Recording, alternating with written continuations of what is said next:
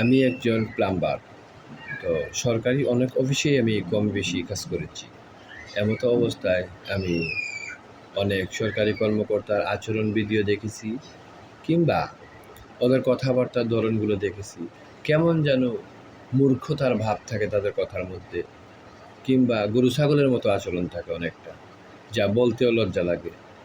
কিংবা তারা এমন এমন বিষয় উদ্ঘাটন করে যেটা কখনোই বাস্তবতার সাথে মিল নেই, একদম অজ্ঞ লোকের পরিচয় দেয়। তো এমতো অবস্থায় আমি যেটা বুঝতে পারলাম, আসলে এরা আবেদ আলীর মতো কোনো না কোনো প্রতিষ্ঠান থেকে গড়ে ওঠা, এজেন্ট থেকে গড়ে ওঠা একজন পদবিপ্রাপ্ত লোক। কারণ না হলে এদের আচরণ কেন এমন হবে? এরকম হাজারো আবেদ আলী আছে যা আমাদের ধরা ছোঁয়ার বাইরে।